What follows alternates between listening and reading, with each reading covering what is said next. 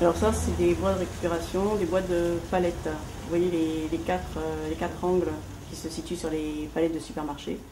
Donc je récupère ça, j'enlève les clous. Il y a souvent 4 clous au bout et je les sculpte. Donc au départ, j'ai pas vraiment d'idée, hein. Je fais les choses sans vraiment savoir. Et je rencontre des nœuds, donc finalement je rencontre un tas d'accidents. Donc en fonction des accidents, ben, je perce ou je continue. Alors ça, c'est du bois que je récupère aux alentours de Noël, enfin quasiment 15 jours après Noël.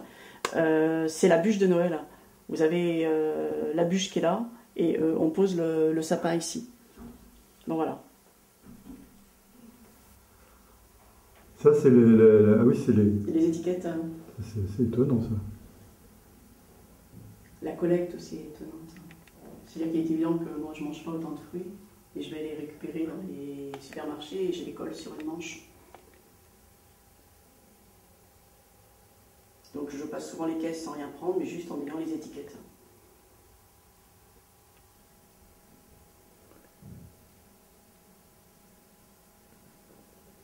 Et alors là, je suis sur le livre de compte de mon père. Il était artisan rectifieur. Et à la fin de son activité, ben, il m'a transmis tous ses livres.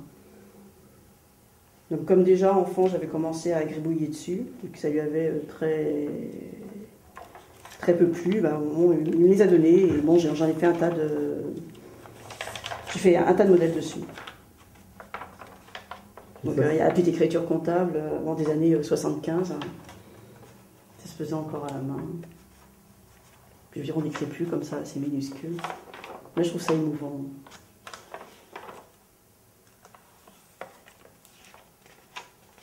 En fait, c'est très nostalgique, bien sûr. Je suis pas sûre, non. C'est le fait d'utiliser des choses qu'on est censé jeter. Donc ça, ce livre, il était voué à la disparition. Et quelque part, je trouve que c'est un peu dommage parce que c'est un support, c'est du papier, c'est un beau papier en plus. Et tout est prétexte à créer. Bah, tout n'est pas super réussi, hein, parce que de toute façon, ce sont des gestes et des choses qui sont faites excessivement rapidement. Et j'ai rien voulu déchirer. Donc je reviens quand ça fonctionne mal. Ça ne veut pas dire que ça fonctionne à la fin, mais bon. Bah, l'idée finalement du ticket de métro, c'était de faire une espèce de calligraphie pour épurer le plus possible les modèles. Et ça, c'est un travail de 2 ans peut-être, entre les premiers dessins et les derniers. Tout n'est pas réussi, mais voilà, c'est un ensemble, oui. Et je refuse de déchirer. C'est votre atelier ici? Oui. D'accord. Il y a des chevalets, mais qui ne servent pas. Finalement, je pose les grandes feuilles par terre et je travaille par terre.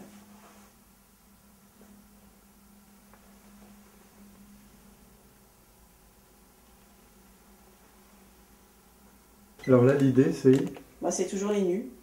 Le fait d'essayer de trouver des idéogrammes, une forme de calligraphie avec juste des gestes. Épuré le plus possible. Le bord d'actionnaire que j'ai trouvé dans une poubelle. Et c'est pareil. Hein. Et là, par contre, je fais des encres. Je ne mets que des encres. Alors ça, bon, c'est un ami, c'est Stéphane. Il se reconnaît, hein, c'est assez ressemblant. Ça, c'est Constant. Il a un petit air de... comment il s'appelle? Utrio, avec ce sentiné. Ça, c'est Martha. Je crois que j'étais dans une salle d'attente d'un dentiste. J'attendais mon tour et j'avais 2-3 tickets dans ma poche. Chez les dentistes, on n'est jamais très à l'aise. Donc, voilà comment est partie l'idée.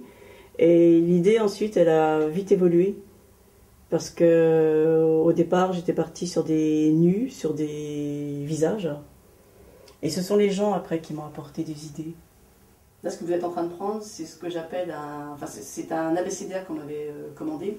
Et finalement, je me suis trompée. La personne, elle voulait A, B, C, D. Moi, j'ai fait 0, 1, 2, 3. Donc finalement, je suis restée avec. Alors là, c'est un ami qui me ramène régulièrement des calendriers de banque. Et j'avais des vieux dessins que j'ai essayé de maroufler sur ces calendriers. Et finalement, le marouflage a complètement échoué.